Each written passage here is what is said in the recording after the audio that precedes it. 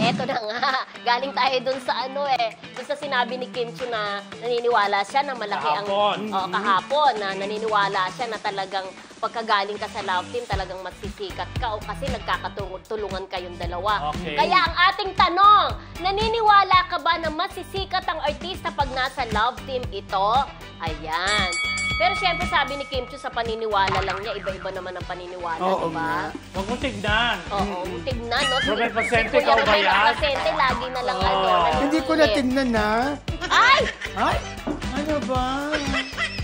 Ano ba? Ay, talagang panahon ko talaga ganon? kahapon pa. Maybe. Oo, Yeah. ako naman, ito na yes. Okay. Ito. Siyempre, I agree with Kim Chiu. Marami talagang mga, na sumikat talaga sa love team. Si Enrique Hill, for example, is matagal na ring artista bago sila nagkaroon ng love team ni Liza Soberano. Pero masasabi natin na nung sila nag-team up ni Liza Soberano, nag-love team silang dalawa, doon na talaga bumongga ang kanyang career. At tama naman si Kim, yung Kim Emerald talaga ang nagpasikat sa kanilang dalawa ni Gerald Anderson. At si Jericho Rosales at Christine Hermosa nung panahon nila, nung time nila, talaga naman sumikat sila as love team. So naniniwala talaga. Bea Alonso, of course, and John Lloyd Cruz, di ba?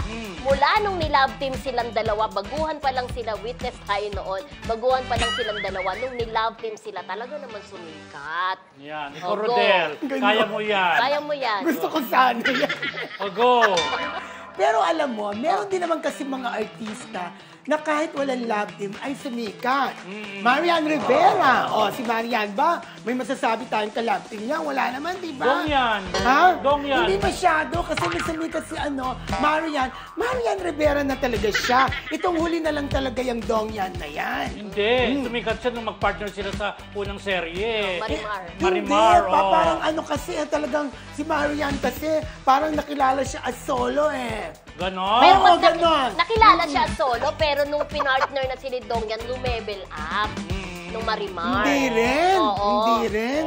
Yes. Kasi may mga proyekto si Marian na hindi naman kasama si Dong yan. Ang dami-dami nun Ganon. Lalo na sa GMA.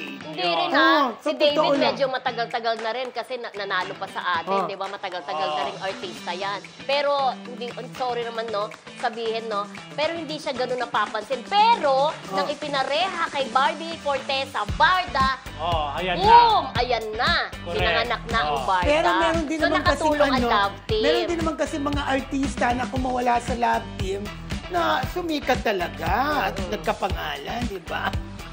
Ganon. Yes! Sa akin, maybe, di ba? Kung naniniwala ka ba na masisikat ang, ang love team, ganon, ang artista mo na sa love team. Oo. Naniniwala naman ako talaga na malaking point talaga sa isang artista pag may ka-love team. Dahil halos lahat naman ng mga may ka-love team, sila ngayon yung mga sikat na artista natin ngayon. Like Katniel, Lizken, Don Bell, Kedilex, etc., di ba?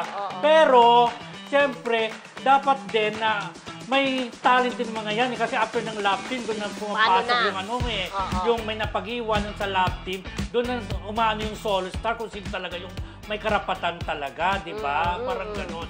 So, parang feeling ko lang talaga, stepping stone yung love team para para sumikat Pero sa bandang huli, kailangan pa rin talaga na solo ka at parang gano'n.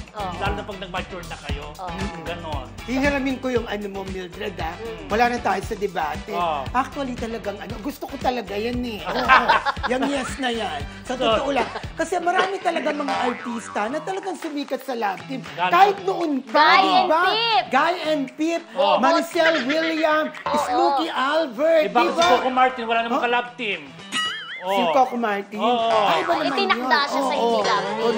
Iba ang career pa. Pero talagang kung isa-isahin natin, ang dami talaga mga sumikat dahil sa love team talaga. Ganon.